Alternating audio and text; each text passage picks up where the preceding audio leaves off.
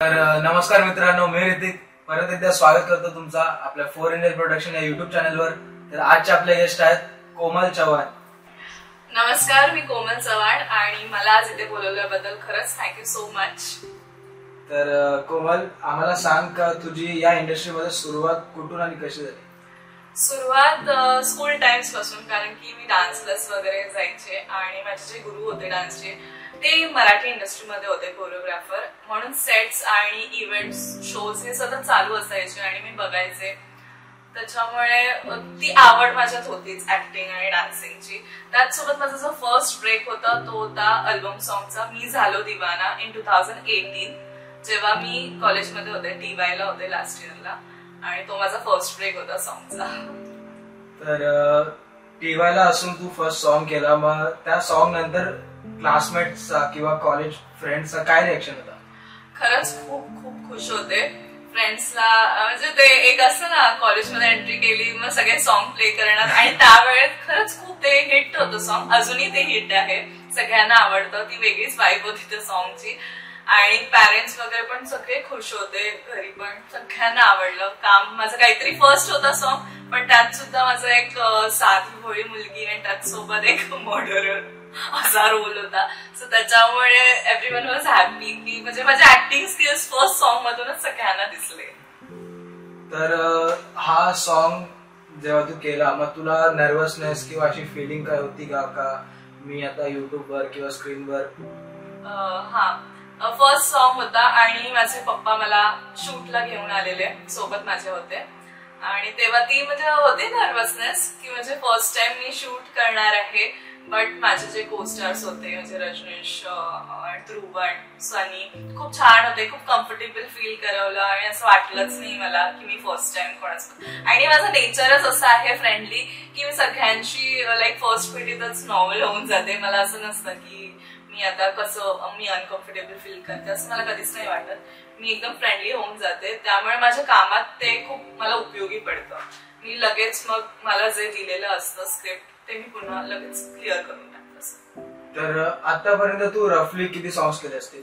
रफली अंदाजे 29 सॉंग्स तर माझे झालेले आहेत, 30 सॉंग माझं आता येईल, आणि मी सगळ्या जॉनरचे ऑलमोस्ट सॉंग्स केले, मग ते लव्ह असो, देवाचे असो, आपल्या एकविराईचं असो, गणपतीचं असो, नवरात्री, आणि आता लेटेस्ट जे मी 30th सॉंग, माझा 30वा सॉंग येणार आहे तो खानदेशी, सो मी खानदेशी मध्ये पण एंट्री मारलेली आहे, तो सॉंग रिलीज होणार आहे लवकरच। तर आतापर्यंतचा तुझा फेवरेट सॉंग कोणता होता?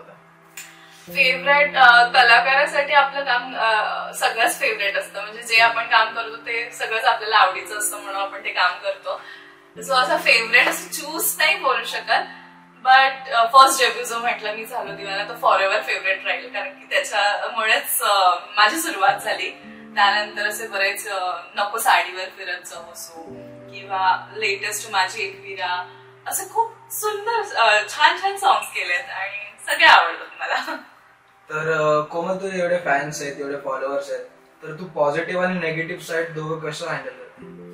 टचवूड, मला नेगेटिव्ह कॉमेंट्स खरंच नाहीयेत, आले तरी क्वचित एक दोन येतात आणि it doesn't matter or affect me, पॉझिटिव्हच असतात नेहमी, मला मोटिवेशनल, माझे फॅन्स नेहमी मला मोटिवेट करतात, सतत मला सांगतात की हे कॉन्टेंट बनवा किंवा ते, तर पॉझिटिव्ह असतात। आणि जसं मी म्हटलं नेगेटिव्ह खूप एक दोन क्वचित, आणि ते मला मॅटर का नाही करत, कारण की मी ऍज अ पर्सन अशीच आहे, मला इतर जग माझ्याबद्दल काय बोलतं मला खरंच फरक नाही पडत, ते बोलतील, कारण की तुम्ही जसे आहात, लोक तुम्हाला छान वागलात तरी जज करणार आहेत, तुम्ही वाईट वागलात तरी तुम्हाला जज करणार आहेत, सो मला ते अफेक्टच नाही करत। हा, बट माझ्या जवळची लोक, माझे पॅरेंट्स असो, फ्रेंड्स असो, क्लोज फ्रेंड्स, ते माझ्याबद्दल काय बोलतात ते खरंच मला मॅटर करतात, ते जरा मला एवढंच तरी बोलले ना मी लगेच रडायला लागेल, मी तितकी हळवी आहे, बट बाहेरच्या जग मला किती काय बोललं ना तरी मला खरंच फरक नाही पडणार, एवढी मी स्टबन सुद्धा आहे।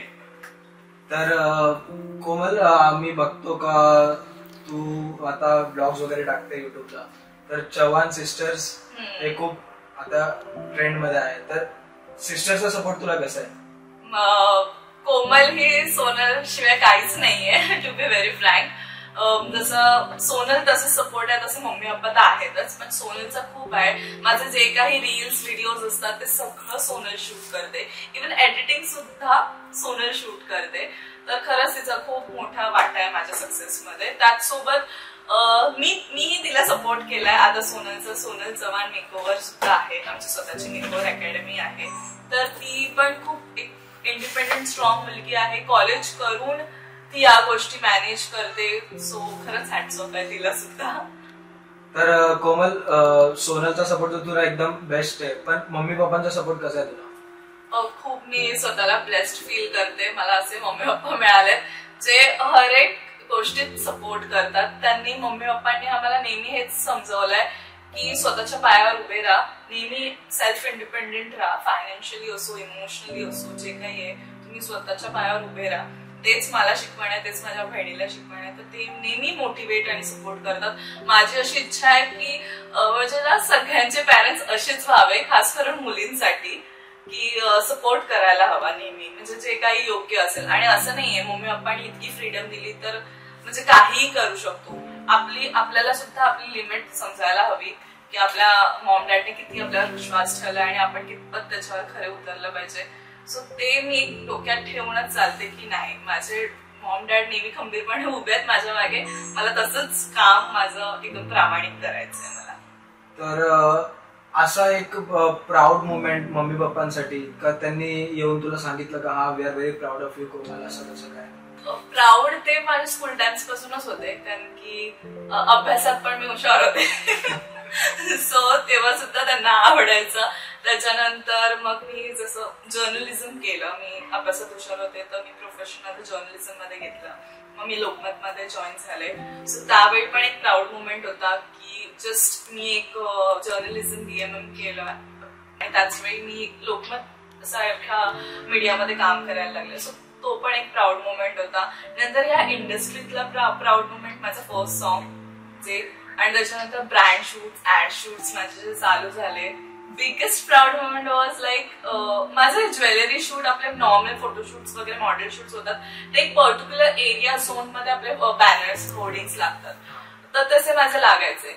But all over Maharashtra society T brand, चहा ब्रँड साठी ऑल ओव्हर महाराष्ट्र लागला. आणि सगळे फ्रेंड्स, फॅन्स लोकांचे जे रस्त्याने जात आहेत, सातारा, नाशिक, पुणे, कुठेही होर्डिंग्स इतके मोठे हायवेजला, आणि मग ते पाठवतायत, मम्मी पप्पांना येत आहेत, ते खरंच खूप प्राऊड मुवमेंट होता. मग लास्ट इयरचा होता तो, तर त्याच्यामुळे पंढरपूरला वारकरी जात होते, तर तेव्हा त्यांना ना एक प्रेयरची बुक असते, पॅम्पलेट टेप वाटतात, त्यावर सुद्धा प्रेयरच्या बुकवर माझा फोटो होता पूर्ण सोसायटी ब्रँडचा, आणि ते सुद्धा मला येत होते. आणि म्हणजे खूप भारी वाटतं. आणि त्याच्यामुळेच मम्मी पप्पांना नेहमी प्राऊड फील होतं की जे मी काम करते त्याच्यात खरंच ते खूप प्राऊड फील करतात.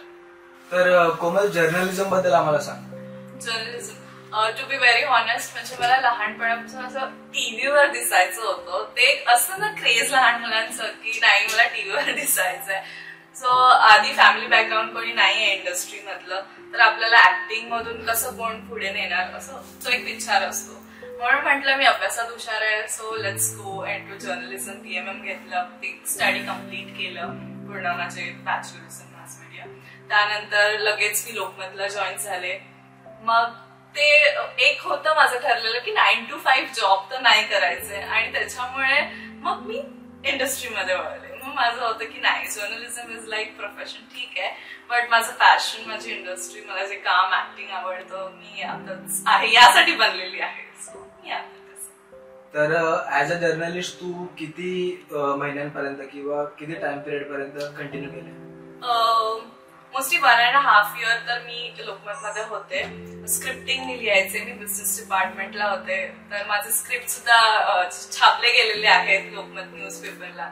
तर छान वाटतं की बरं आहे टॅलेंट, ते सुद्धा आहे आणि हे सुद्धा आहे, दोन्ही आहे ना. तर कोमल, तुझे एवढे फॅन्स आहेत, एवढी फॅन फॉलोइंग आहे, तर तुझ्या फॅन्स सोबतले काय किस्से आम्हाला सांग. खरंच खूप छान वाटतं, एवढे फॅन्स सपोर्ट करतात, असंच नेहमी सपोर्ट करत राहा. मी इंस्टाग्राम थ्रू माझे जे एडिट्स वगैरे बनवतात ते सुद्धा बघून खूप छान वाटतं. असं समोर भेटतात लोक. आजही मी लोकलने ट्रॅव्हल करून आले ट्रेनने, तेव्हाही मला एक मुलगी भेटली, आली समोर, अप्रोच केला, फोटो वगैरे काढला, खूप छान वाटतं. आम्ही हिमाचल ट्रिपला गेलेलो तेव्हा सुद्धा वाघा बॉर्डरला एवढ्या गर्दीमधून एक मुलगी आली, चव्हाण सिस्टर सोनल कोमलला भेटायला.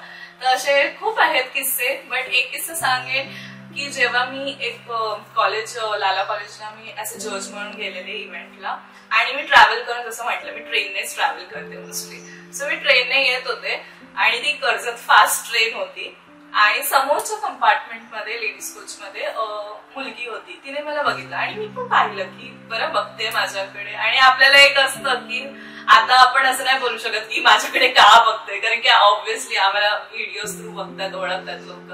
तर ती बघते, बोलते समोरच्यांशी. मला वाटलं ठीक आहे आता, बट लांब आहे, मी पण काही बोलू नव्हती शकत. आणि मी माझं स्टेशन आलं, मी उतरले, ती मुलगी सुद्धा उतरली माझ्या मागोमाग आणि आली, हाय कोमल दीदी, प्लीज मास्क काढणं, मी खूप मोठी फॅन आहे, फोटो वगैरे काढायचा. आणि मला खूप छान वाटलं, स्टेशनवरती सगळे लोक माझ्याकडे बघतायत, तर खूप छान वाटत होतं. तिने फोटो क्लिक केला आणि आणि असं नव्हतं की तिला पण त्याच स्टेशनला उतरायचं होतं, ती वाटतं पुढे जाणार होती. तिचे मम्मी मावशी वगैरे जे होते ते सगळे तिला हात मारतात की चल ट्रेन स्टार्ट होईल, बट शी वॉज लाईक नाही. तिने माझ्या हात वगैरे मिळवला आणि जाताना पण फ्लाइंग किस देत होती.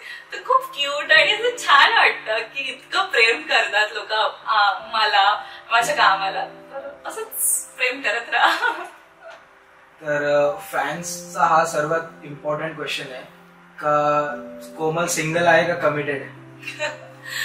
ते माझे इंस्टाग्राम, ते बोलतात message request, DMs, mails even येतात मला, तो पूर्ण तो भरलाय. तर टू बी व्हेरी ऑनेस्ट, मी सिंगल आहे, मी कमिटेड नाहीये. तर एवढ्या वर्षाच्या करिअर मध्ये तुला असं कोण आवडलं नाही का? आवडलं नाही बोलली तर ऑब्व्हियसली कोणी विश्वास नाही ठेवणार. ऑब्व्हियसली क्रशेस सगळ्यांच्या आयुष्यात असतात, सगळ्यांना कोण ना कोणतरी आवडतं.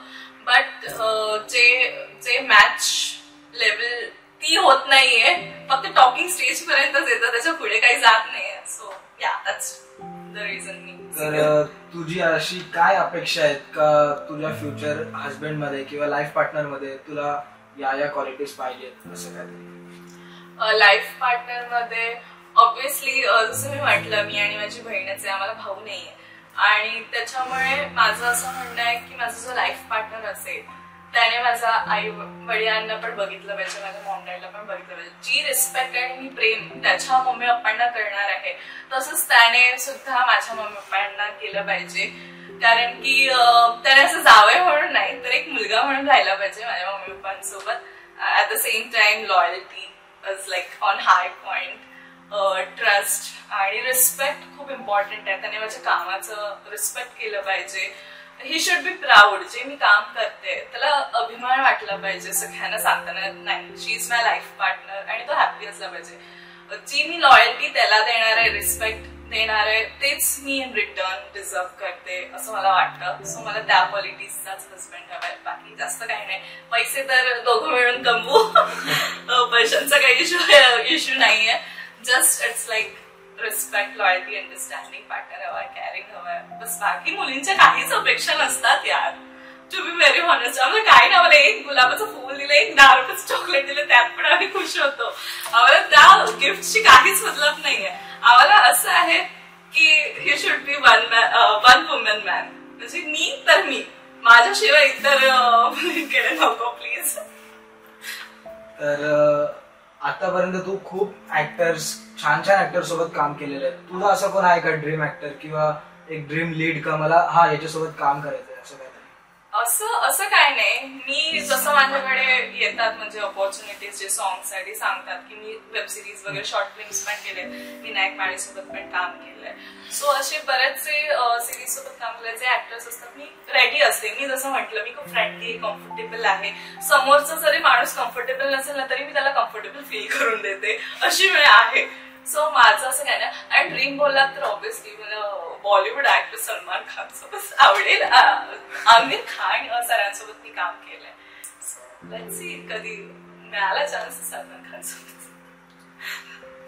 तर कोमल, आता जे बिगनर्स आहेत किंवा यंगस्टर्स आहेत जे आता या इंडस्ट्रीमध्ये येण्याचा प्रयत्न करतात, तू त्यांना काय एक मेसेज देणार? फर्स्ट थिंग, 1-2 प्रोजेक्ट काम करून लगेच हवेत नका उडू. Please down to earth personality ठेवा. जर तुम्ही खरंच जमिनीवर राहून काम केलात तर खरंच तुम्ही पुढे जाल, खूप पुढे जाल. आणि जे काम करतायत ते एक फेज असतो, सर्टन फेज, जेव्हा आपल्याला काम नाही मिळत तर तेव्हा उगाच इम्पेशंट होऊन किंवा डिप्रेशन या सगळ्या गोष्टी यंगस्टर्स मध्ये खूप वाढल्यात आणि त्यानंतर ते खूप विचित्र रॉंग गोष्टींमध्ये जातात. तर ते न जाता पेशंटली जे काम येतंय त्याला सामोरे जा आणि वर्क हार्ड करा. म्हणजे जे काम आहे मेहनत करत राहा, कन्सिस्टन्सी ठेवा. जे तुमची आवड आहे की बरं मला या फ्युचरमध्ये याचं मला बेनिफिट मिळणार आहे तुम्हाला वाटतंय, तर लगेच चुटकी मारून काही नाही. मला स्वतःलाच या इंडस्ट्रीमध्ये 7-8 इयर्स झाले, तेव्हा मी कुठे जाऊन आज तुमच्या सगळ्यांसमोर बसलीये. सो लगेच काही क्विकली होत नाही, त्याच्यासाठी कन्सिस्टन्सी राहावं लागतं, सतत मेहनत करावी लागते. आणि जसं म्हटलं ऍटिट्यूड हे इगो हे काही न ठेवता सगळ्यांशी छान राहा. Life is beautiful. सगळ्यांशी हसून खेळून राहा, बस बाकी काही नाही. तर कसं वाटलं आमच्या पॉडकास्टवर? खरंच खूप छान वाटलं, असं मन मोकळ्या गप्पा मारायला भेटल्या. सो थँक्यू सो मच इथे बोलवल्याबद्दल. आणि इन फ्युचर आम्ही अप्रोच करू तुला, काम करशील की नाही? डेफिनेटली मला कॉन्टॅक्ट करा, मी नक्की करू सोबत. Best wishes from 4 Angel Productions. Thank you so much. Thank you.